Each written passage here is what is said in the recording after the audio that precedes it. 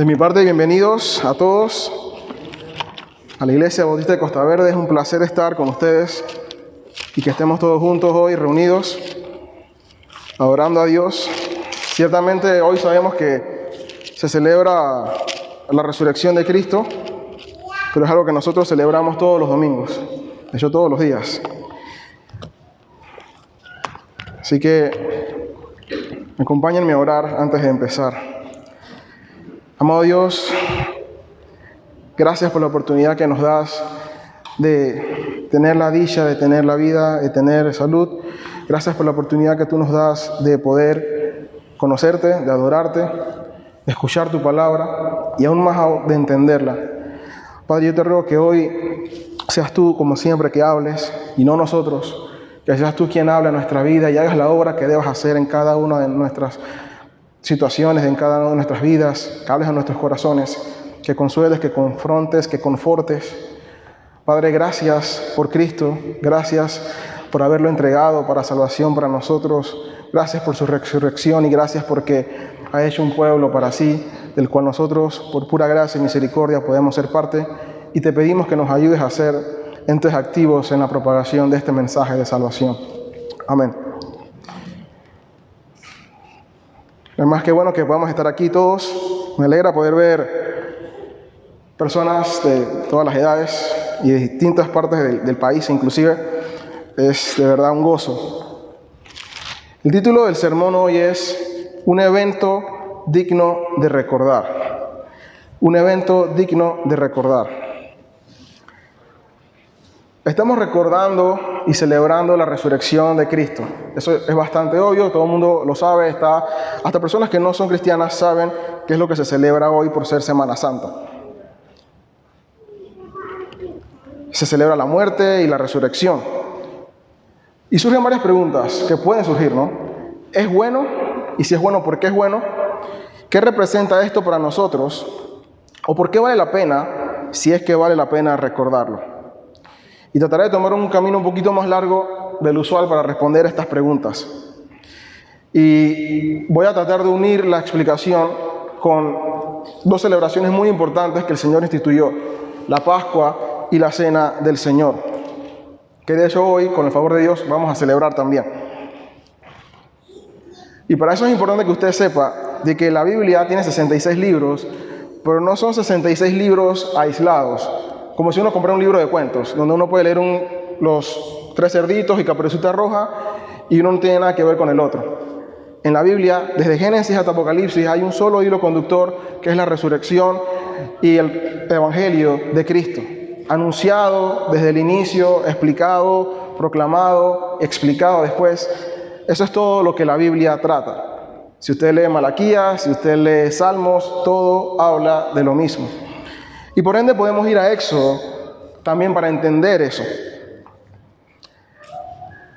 Empecemos leyendo un pasaje que ya hemos estudiado y vayamos por un momento a 1 Corintios 11, versículo 23 al 26. 1 Corintios 11, del 23 al 26.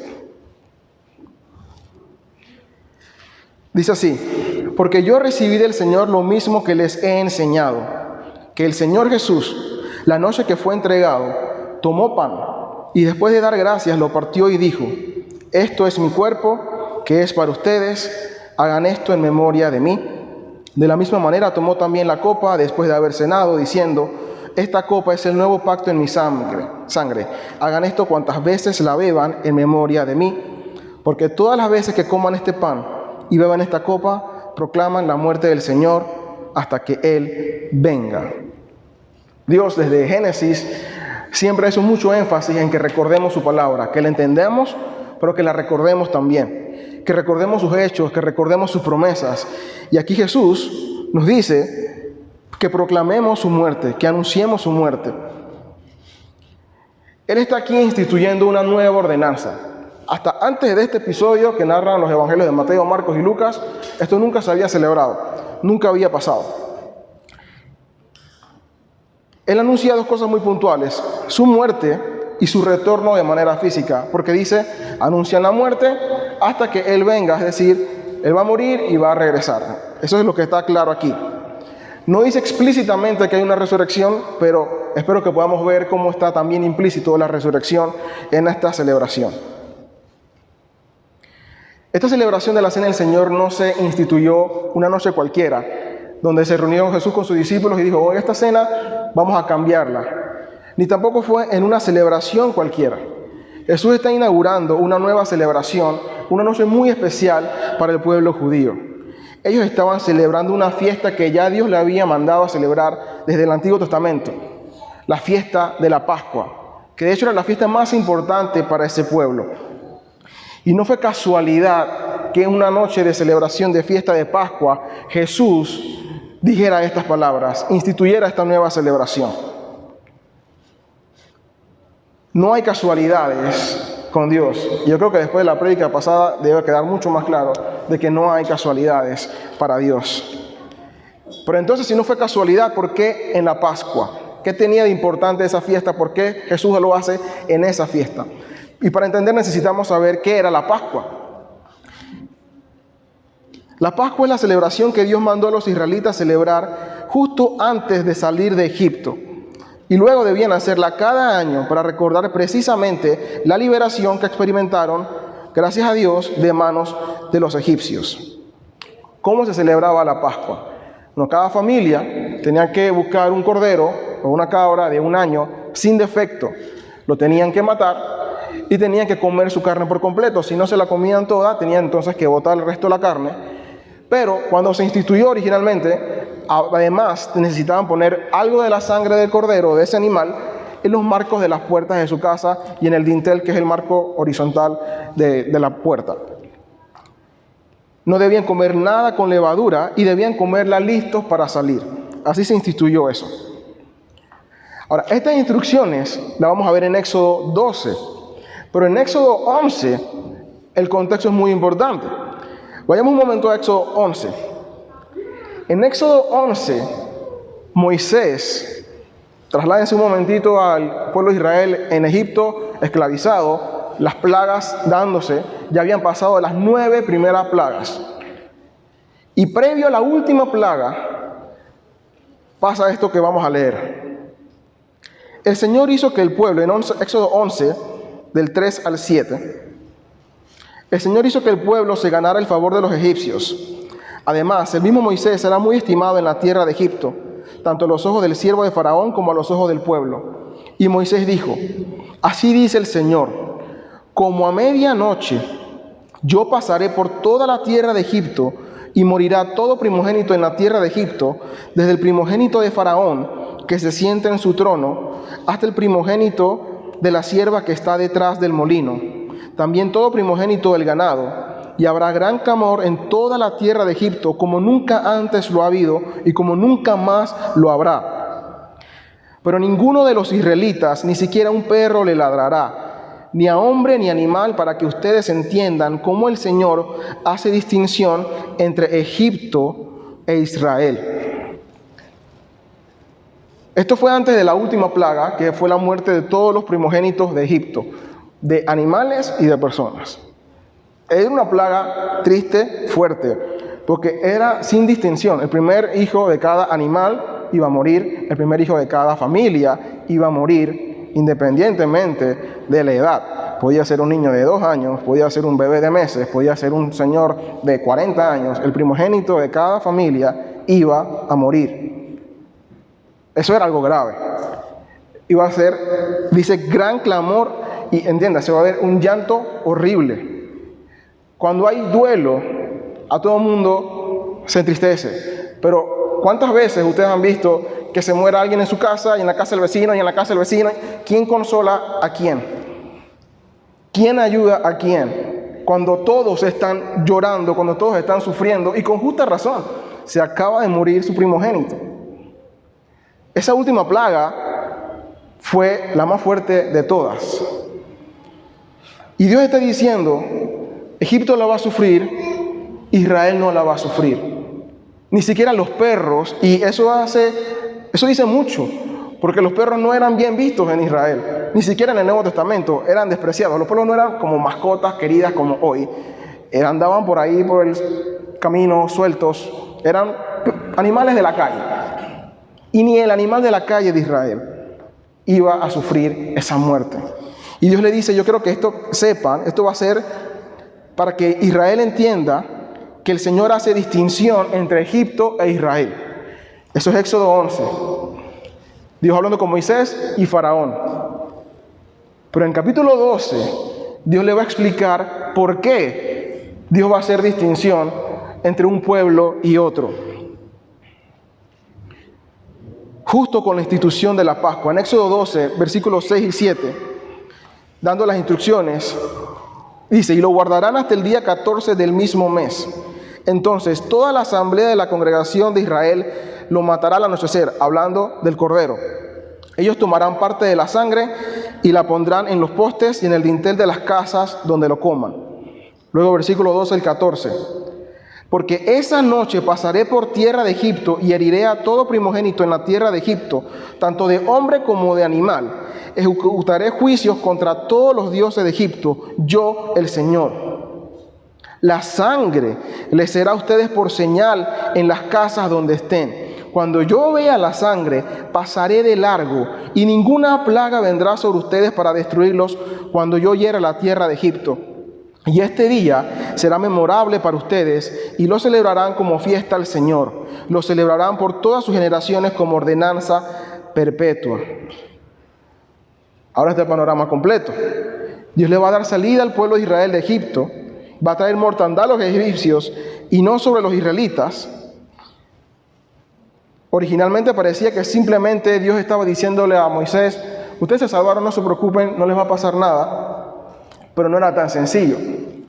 Israel iba a ser librado de ese castigo, no por su cara bonita, ni porque trabajaban fuerte, ni porque tenían dinero, ni porque tenían conexiones.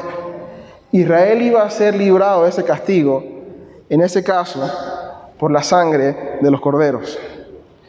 Dijo claramente el Señor, cuando vea la sangre, pasaré de largo. No es cuando vea de dónde viene esta familia, cuál es el apellido, es cuando vea la sangre, pasaré de largo.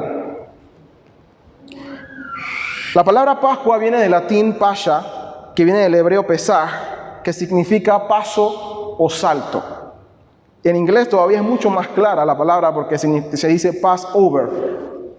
La palabra lo dice todo, pasar sobre.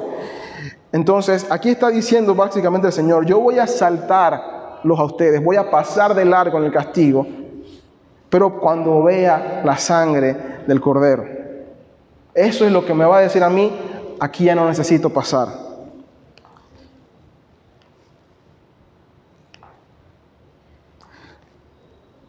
Cuando ellos debían celebrar esta fiesta cada año, en la misma fecha, y debían enseñárselo a sus hijos. Éxodo 12, 25 al 28. Cuando entren a la tierra que el Señor les dará, dándole más instrucciones, como ha prometido, guardarán este rito, y cuando sus hijos les pregunten qué significa este rito para ustedes, ustedes les dirán, es un sacrificio de la Pascua del Señor, al Señor, el cual pasó de largo las casas de los israelitas en Egipto, cuando hirió a los egipcios y libró nuestras casas. Y el pueblo se postró y adoró. Los israelitas fueron y lo hicieron así, tal como el Señor lo había mandado, y así lo hicieron. Esa sangre significaba vida, la sangre significaba vida, pero al mismo tiempo que para tener vida hubo que haber derramamiento de sangre. Los israelitas no se salvaron por ser mejores que los egipcios, ni por ser más inteligentes, sino porque ya había un simbolismo de que ya había habido derramamiento de sangre ahí. Y ese sacrificio había sido visto aceptable a los ojos de Dios. Por eso pasó de largo. Los egipcios no tenían ese sacrificio ahí, por ende, la muerte la pagaron ellos mismos. ¿Quiénes celebraban la Pascua? En Éxodo 12, 43 al 49, sigue todavía el Señor en ese capítulo explicando todo. Y el Señor dijo a Moisés y a Aarón, esta es la ordenanza de la Pascua. Ningún extranjero comerá de ella, pero el siervo de todo hombre comprado por dinero, después que lo circunciden, podrá entonces comer de ella. El extranjero y el jornalero no comerán de ella. Se ha de comer cada cordero en una misma casa. No sacarán nada de la carne fuera de casa, ni quebrará ninguno de sus huesos. toda la congregación de Israel la celebrará. Pero si un extranjero reside con ustedes y celebra la Pascua al Señor, que sea circuncidado todo varón de su casa, y entonces que se acerque para celebrarla, pues será como un nativo del país. Pero ninguna persona incircuncisa comerá de ella. La misma ley se aplicará tanto al nativo como al extranjero que habite entre ustedes. ¿Quiénes podían celebrar la Pascua? La pregunta, o la forma más fácil es decir los israelitas. Pero ¿alguien más que no fuese israelita podía celebrarla? A primera vista no. Pero si había un extranjero en el país que quería celebrarla, la podía celebrar si se circuncidaba, si se identificaba como israelita, si entraba en el pacto, entonces podía participar de la misma. Noten que no importaba que el extranjero viviera con ellos, no importaba que el extranjero se portara bien, necesitaban identificarse con el pueblo de Dios de la manera en que Dios lo había ordenado. Y en ese tiempo era con la circuncisión. Ahora, esta fiesta era la que estaban celebrando cuando Jesús estaba con sus discípulos la noche previa a su crucifixión. Y lo que está haciendo Jesús es dar un significado mayor a la fiesta. Ahora hay algo nuevo que celebrar, que reemplazará lo que era hasta el momento la fiesta más importante que tenían los judíos. Y va a decir cómo y quiénes pueden celebrarla. Hoy en día ya no necesitamos circuncidarnos. Hoy en día la señal de ese nuevo pacto es el bautizo. Y noten que tampoco era suficiente estar en la congregación con los israelitas. Tenían que identificarse, es decir, ya yo no soy más la nacionalidad que fuera amonita, madianita, yo ahora soy israelita. Y ahora yo quiero estar con ustedes y celebrar ustedes y celebrar al Dios de ustedes. Ahora, Jesús está reemplazando la Pascua por algo mayor. ¿Y qué podía ser mayor que esa celebración de la Pascua? Era lo que dio, esa celebración recordaba el inicio de la nación de Israel. Porque fue con esa celebración que se marca el inicio de la salida de Israel de Egipto y cuando entonces se hacen nación. ¿Qué podría ser mayor que eso? Bueno, un éxodo más grande. Ese éxodo de Egipto fue grande. ¿Cómo lo reemplazas? Con una salida más grande, con una salida de más gente. En la Pascua el enemigo era Egipto. En la cena del Señor el enemigo es la muerte misma y el pecado. En la Pascua todo era acerca de la nación étnica de Israel. En la cena del Señor todo es acerca del Israel espiritual de Dios, conformado por personas de toda lengua, tribu y nación, no solo de todo el mundo, sino de todos los tiempos que han vivido aquí. Obviamente esto es mucho más grande que la Pascua. Y por eso Jesús lo está reemplazando. Ya no más esto. Ahora esto es para que entiendan el significado original de eso. Hay un éxodo mayor al éxodo que tenemos en la Biblia. Y es el éxodo que se celebra con la cena del Señor. Donde ya no salimos de Egipto físicamente, sino que salimos del pecado. Obviamente es mucho más grande y hay mucha más razón de alegría y celebración. ¿Quiénes participan de este nuevo pacto que Jesús dijo? Este es el nuevo pacto en mi sangre. Un pacto que ya no dependía de nosotros, sino completamente de Él. Completamente de Él. Cuando ellos salen de Egipto, ellos van luego, antes de entrar a la tierra prometida, Dios les dice, si ustedes hacen esto, esto y esto, yo les doy estas bendiciones. Y se van a otro monte y le dicen, si ustedes hacen esto, contrario, estas maldiciones van a caer sobre ustedes. Pero en Jeremías 31 le dice, viene un nuevo pacto mejor que ese. Yo voy a poner mi ley en sus corazones. Ya no en unas tablas, ahora en sus corazones. Y yo voy a hacer que ustedes mismos sepan quién soy yo. Obviamente esto era mucho mejor. Por entonces cuando Jesús dice, viene ese nuevo pacto, esta cena la celebraré. ¿Quiénes la pueden celebrar? Bueno, solamente los que hayan sido parte de este nuevo éxodo. En la Pascua anterior, la Pascua, no tenía sentido que un egipcio la celebrara. ¿Qué iba a celebrar? Que destruyeron a su nación. La mortandad que hubo, no había nada que celebrar. ¿Qué iba a celebrar un madianita, una amonita que no sufrió la muerte, pero que tampoco vio la liberación? No había nada que celebrar para ellos. Obviamente para los israelitas sí, habían salido, ellos sabían que Dios había mostrado su favor con ellos, había visto su misericordia. Había muchas razones de alegría para los israelitas. De la misma manera ahora, nosotros, ¿quiénes han de celebrar eso? Pues los que hemos salido del dominio del pecado. Si no han salido del dominio del pecado, no hay nada que celebrar, más bien hay mucho que lamentar, porque estamos en la misma condición entonces en que estaban los egipcios, en gran mortandad, en gran clamor. Y lo que vieron los egipcios en ese momento es un detalle con lo que van a ver los que no hayan entrado en este nuevo pacto. Y de nuevo, recuerden que yo creo que a veces nosotros no somos tan conscientes de la magnitud de esa plaga número 10 que llegó a Egipto. Pero eso fue duro, eso fue triste y doloroso. Vivir una muerte es triste, pero que todos tus vecinos, que todo tu pueblo, que todo tu país, hay una muerte y todo el mismo día. Cero consolación. Y así mismo será el fin de los que no entren en el nuevo pacto, sin consolación, porque solo hay consolación en Jesús. Hoy no es necesario la circuncisión para identificarnos que hemos creído. Hoy la ordenanza es el bautismo de este nuevo pacto. El bautismo no garantiza la salvación como la circuncisión tampoco garantizaba la salvación, pero es nuestra forma de profesar al mundo: ya yo he salido de eso, ya yo no soy la misma persona, ahora soy diferente. En Egipto fueron librados por la sangre de corderos. Cada familia tiene que matar un cordero. En este nuevo pacto somos todos librados por la sangre de un cordero, del Cordero de Dios, singular y mayúscula cerrada. Un solo cordero fue suficiente.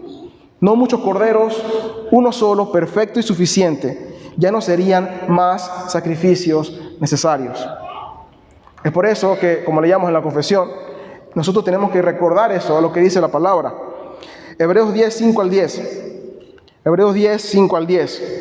Por eso, cuando Cristo vino al mundo, le dijo a Dios: no quisiste sacrificios de animales ni ofrendas por el pecado, pero me has dado un cuerpo por ofrecer. No te agradaron las ofrendas quemadas ni otras ofrendas por el pecado. Luego dije: el Señor, aquí estoy, oh Dios, he venido a hacer tu voluntad como está escrito acerca de mí en las Escrituras. Primero Cristo dijo: no quisiste sacrificios de animales ni ofrendas por el pecado, ni ofrendas quemadas, ni otras ofrendas por el pecado. Tampoco te agradaron todas esas ofrendas. Luego dijo: aquí estoy, he venido a hacer tu voluntad. Él, Cristo, anula el primer pacto para que el segundo entre en vigencia, pues la voluntad de Dios fue que el sacrificio de Cristo nos hiciera santos una vez y para siempre. En la Pascua muchos corderos fueron sacrificados, y eso fue lo que necesitaron ellos para ser salvos. En el nuevo pacto, uno solo fue suficiente. Y por eso también hay que aclarar que nosotros entendemos de que cuando celebramos la cena del Señor, no estamos sacrificando a Cristo de nuevo. Y esa importancia es necesaria hacerla, porque la palabra misa significa sacrificio, que es lo que se enseña normalmente en el catolicismo romano, que cada vez que se toma la Eucaristía se está haciendo el sacrificio espiritualmente de Cristo. Cristo no se sacrifica más nunca, fue una sola vez y fue en el pasado y fue suficiente. Por tanto, es un error y grave decir, hasta la misma palabra misa habla mal porque dice sacrificio. Ya no hay más sacrificios, ya se hizo uno solo y fue perfecto hace 2000 años atrás.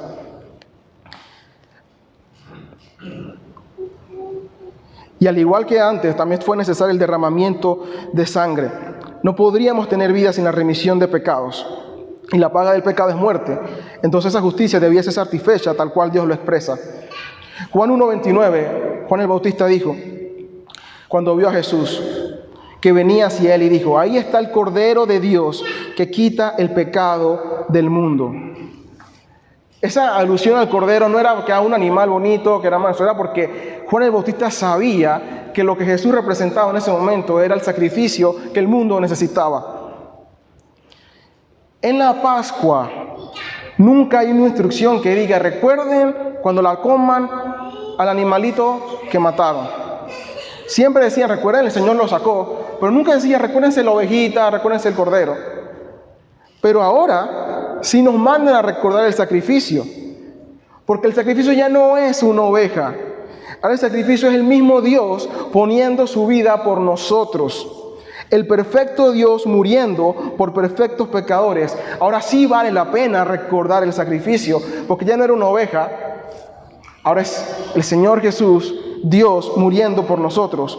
¿Cómo no íbamos a recordar eso? ¿Cómo no celebrar eso? La Pascua debía ser enseñada de generación en generación. Jesús dijo que esta celebración debía ser anunciada hasta que Él venga. Y ahora surge otra pregunta: ¿a quién anunciamos la muerte de Cristo? ¿Al mundo entero y a nosotros mismos? Nosotros necesitamos recordar ese sacrificio, porque somos dados a olvidarlo, como a Israel también le pasó. Y estamos estudiando Jueces, que es prueba de ello. Se olvidaron del sacrificio. Y no era que dejaron de celebrar la Pascua. En el tiempo de Jueces la Pascua se siguió celebrando, pero se habían olvidado de Dios. ¿Y qué significó para ellos? Caos. ¿Qué significaría para nosotros seguir celebrando la cena del Señor, pero olvidarme de Dios? Caos. No es casualidad que uno viva juicio de Dios si uno se ha olvidado de Dios.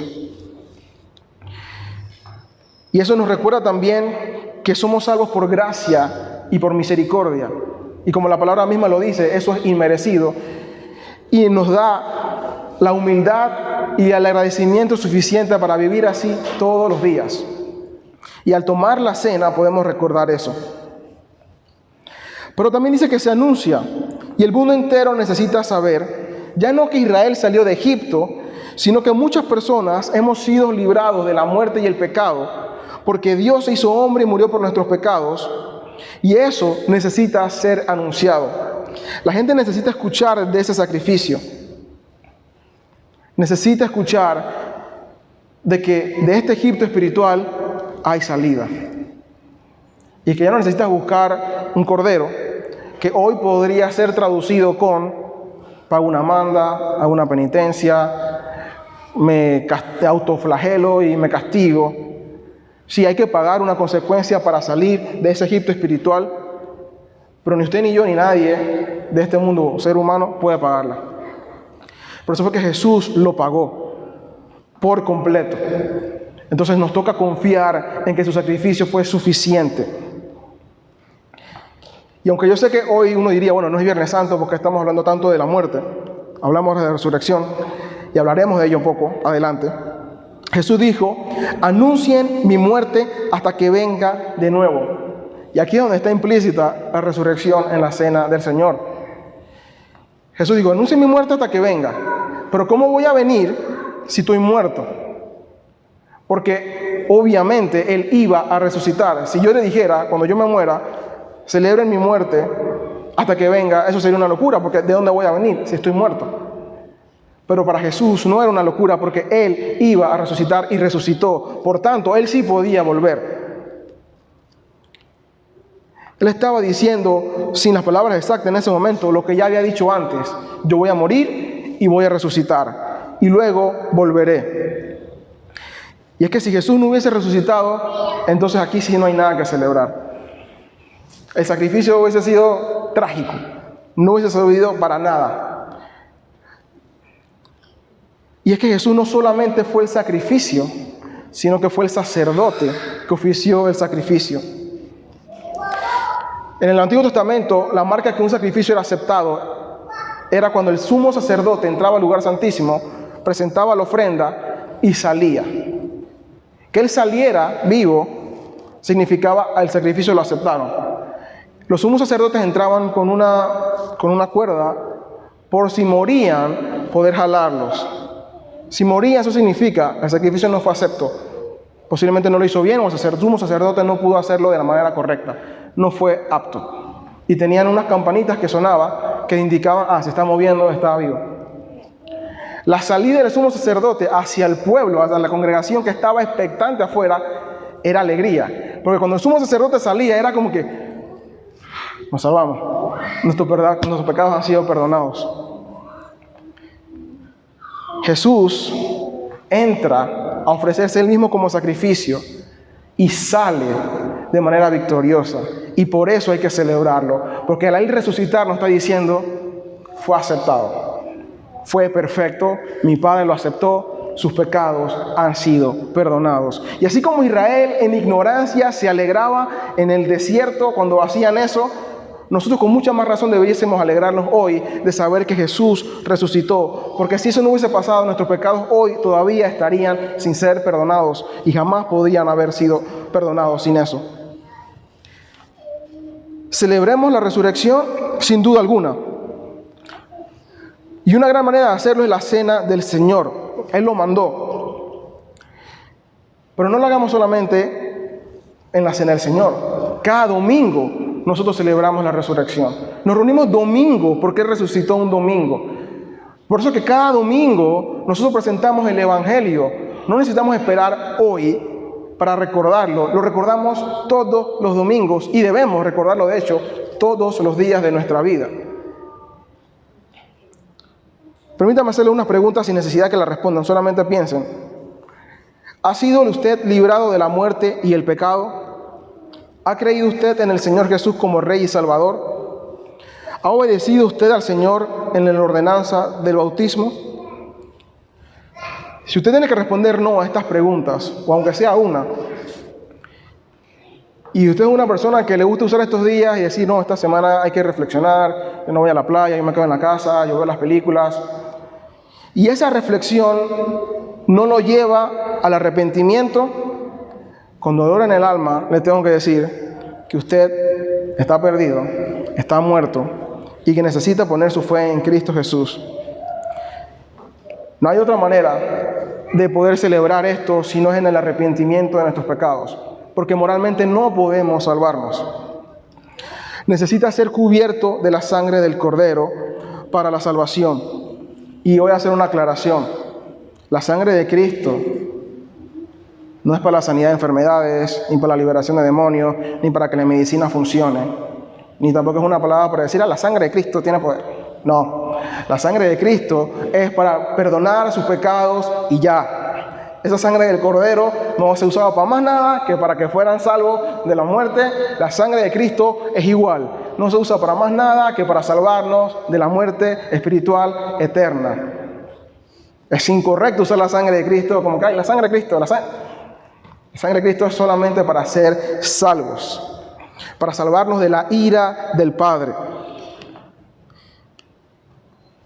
Si usted ha creído y no se ha identificado públicamente con el cuerpo de Cristo, necesita hacerlo. Necesita identificarse con el cuerpo, necesita bautizarse, necesita ser parte de una iglesia local. Cuando usted celebra la cena, piensa en todo esto. Piensa en todo esto cuando viene la cena del Señor. Un teólogo dijo, cuando él llegó a la fe y que se bautizó y que tomó la primera cena, que él esperaba sentir algo como diferente cuando tomara ese vino y el pan.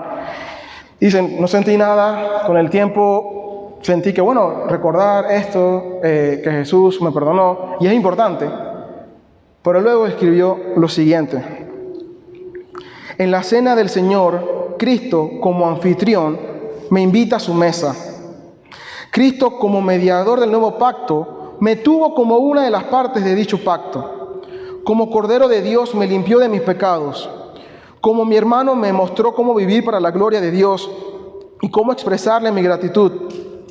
Como fuente de bendición no me llenó de pesar y tristeza por su muerte, sino con gozo y alegría por su experiencia. Es un tiempo de reflexión y de regocijo y de acción de gracias. Al experimentar la cena del Señor, la iglesia está orando y clamando, ven, oh Señor. Los primeros cristianos, cada vez que terminaban de celebrar la cena del Señor, oraban y cantaban, ven, oh Señor. Porque entendían que seguían anunciando y que Él iba a volver. Así es que sabían que si Él venía, yo debo anhelar su venida. Apocalipsis 22:20. Aquel que es testigo fiel de todas esas cosas dice, sí, yo vengo pronto. Amén. Ven, Señor Jesús. ¿Entiende usted que la resurrección de Cristo significa victoria sobre el pecado? Que al identificarnos como hijos de Dios debemos vivir para su gloria. ¿Entiende que Cristo resucitó y que tiene todo el poder? Entiendo que significa que Él regresará. La resurrección de Cristo es la noticia más alegre y buena que tiene la palabra de Dios. Fue anunciada desde Génesis. Los profetas en los evangelios nos las cuentan. Las epístolas nos las explican. Y Apocalipsis la vuelve a recordar para que anhelemos lo que significa que en el futuro ese que resucitó viene de nuevo por nosotros. Toda la Biblia habla de lo mismo. Si hoy tú estás del lado de los que no la pueden celebrar, si hoy tú estás del lado de los egipcios, de los mayanitas, entonces estás del lado de lo que la resurrección en este momento no significa nada bueno para ti. Porque significa que estás en condenación en este momento. Pero hay una gran diferencia, y gracias a Dios hay una gran diferencia. Porque me daría mucho pesar nada más tener que decir esto hasta aquí. Pero hay algo más. Los egipcios no tuvieron alternativa. A ellos les vino el juicio y les vino el juicio. Pero hoy Dios nos ordena en todas partes del mundo que nos arrepintamos y creamos en Él. Si usted hoy no puede celebrar la cena, no es para que más nunca la celebre, sino para que sepa que puede llegar a celebrarla si usted cree en Jesús, si usted acepta el sacrificio de Él como Rey y Señor del universo. Para los egipcios no hubo esperanza, cero esperanza. Nadie le dijo a los egipcios que podían sacrificar un cordero. Pero hoy te dice Dios a ti que ya el cordero se sacrificó y que puedes creer en Él, y que si crees en Él, Él va a pasar por alto sobre ti, significando que te va a dar vida en vez de muerte.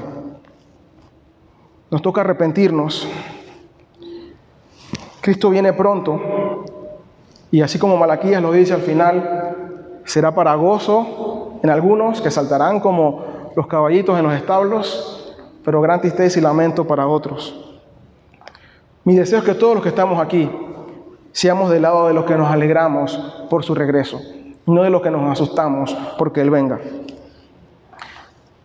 Hermanos y amigos que nos visitan, no importa si tienes 5 o 90 años, todos nacemos en esclavitud, peor que la de Israel en Egipto. Todos necesitamos una salvación mejor que la de los israelitas. Todos necesitamos a Cristo, nuestro Rey y Salvador. Recordemos su resurrección y la manera en que Él nos mandó a hacerlo. No dejemos de anunciar ese sacrificio, su promesa cumplida y su promesa de que Él volverá. Él volverá, hermanos. Y mientras Él no vuelva, hay esperanza, y mientras tanto también hay una ordenanza. Sigamos anunciando su muerte y resurrección hasta que Él venga. Oremos. Dios, gracias por la oportunidad que nos das de recordar de una manera especial el sacrificio que hiciste por nosotros hace más de 2000 años. Gracias porque no quedaste muerto en la tumba. Gracias por haber levantado a Cristo de manera victoriosa, venciendo la muerte, permitiéndonos hoy tener vida, permitiéndonos hoy tener perdón por nuestros pecados, un perdón que jamás nosotros pudiésemos comprar. Gracias, Padre, porque no nos los merecíamos, de la misma manera que los israelitas no lo merecían. Padre, y permítenos poder ser agentes activos en proclamar tu muerte y resurrección. No cada Viernes Santo o Domingo de Resurrección, sino cada día de nuestra vida, cada día. Padre, también, si alguien aquí hoy tuvo que responder no en su mente algunas de estas preguntas, yo te ruego que tú le concedas el don del arrepentimiento, que le permitas poder entender que son pecadores, al igual que todos, y que la única manera de poder ser salvos, de recibir perdón de ese pecado, es poniendo nuestra fe y confianza en Cristo, reconociéndolo como Rey, primeramente como Rey, y luego como Salvador de nuestra vida. Te ruego que haya misericordia y gracia para ellos, Padre. La gracia y misericordia que no hubo para los egipcios, pero que hoy está al alcance de muchas más personas. Personas como yo y muchos más aquí, que no merecíamos tampoco eso, pero por tu gracia la hemos podido alcanzar. Gracias, Padre, por haber mandado a Cristo y gracias por haberlo resucitado. Padre, que nunca, nunca nos olvidemos de esto y que podamos vivir a la luz de esa gran verdad. Amén.